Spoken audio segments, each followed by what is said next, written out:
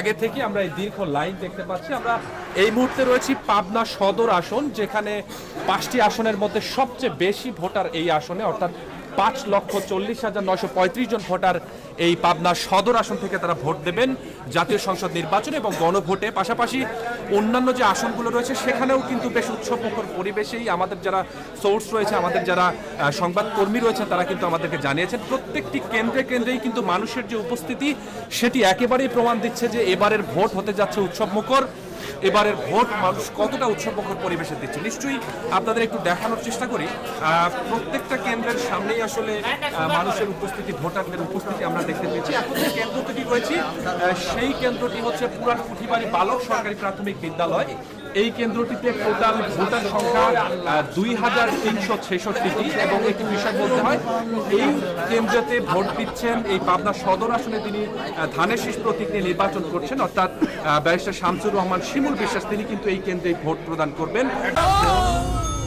ডেন্টিস্টের পরামর্শ নাও নতুন Colgate active salt.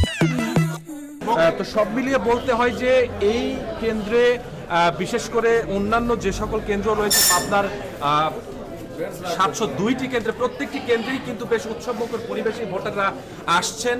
একইভাবে তারা নির্ধারিত প্রতীকে ভোট দেবেন এবং সেই লক্ষ্যে নিরাপত্তার যে ব্যবস্থাগুলো সেটি কিন্তু আইন শৃঙ্খলা বাহিনীর সদস্যরা উপস্থিত রয়েছেন প্রত্যেকটি কেন্দ্রে। বিশেষ করে সেন্টারে পুলিশ সদস্য যেগুলো রয়েছেন তারাও এখানে উপস্থিত রয়েছেন, পাশাপাশি আনসার সদস্য রয়েছেন।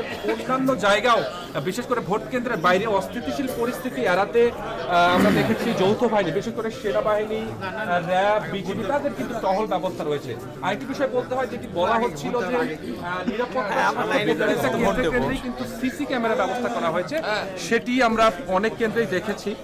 তো সব মিলিয়ে এখানকার যে পুলিশ সুপার রয়েছেন, অর্থাৎ তারা কিন্তু নির্বাচনের সর্বোচ্চ ভোটারদের উপস্থিতি এবং সর্বোচ্চ নিরাপত্তা নিয়ে কিন্তু তারা বেশ কাজ করেছেন। দেখতেই পাচ্ছেন যে এই মুহূর্তে এই কেন্দ্র থেকে প্রথম ভোটটি প্রদান করার জন্য একজন ভোটার তিনি সেখানে উপস্থিত হয়েছেন এবং ত্রয়োদশ জাতীয় সংসদ নির্বাচন এবং গণভোটের যে এই কেন্দ্র থেকে প্রথম ভোট দেওয়ার যে একজন ব্যক্তি, তিনি প্রথমে এই কেন্দ্র থেকে ভোট কেন্দ্রে ঢুকেছেন। বলা যায় যে এই মুহূর্তে ভোট আসলে ত্রয়োদশ জাতীয় সংসদ নির্বাচন এবং গণভোটের যে ভোটের প্রক্রিয়া সেটি কিন্তু শুরু হয়েছে বলা যায়। কেননা এই সেন্টারে আমরা রয়েছি, এখানে একজন থেকে সারিবদ্ধভাবে ধীরে ধীরে তারা ভোট দিতে শুরু হয়েছে। 4টি বুথ রয়েছে, 4টি বুথে 4জন ব্যক্তি তারা এই কেন্দ্রে ঢুকেছেন। তো সব মিলিয়ে ভোটের যে প্রক্রিয়া, ভোটের যে আনুষ্ঠানিক প্রক্রিয়া সেটি কিন্তু শুরু হয়ে গেছে, কিন্তু তার আগে থেকেই ভোটারদের যে উপস্থিতি সেটি আসলে নিঃসন্দেহেই বলা যায় যে এবারের ত্রয়োদশ জাতীয় সংসদ নির্বাচন এবং গণভোট মানুষ উৎসবমুখর পরিবেশে দেওয়ার জন্য প্রস্তুত রয়েছে।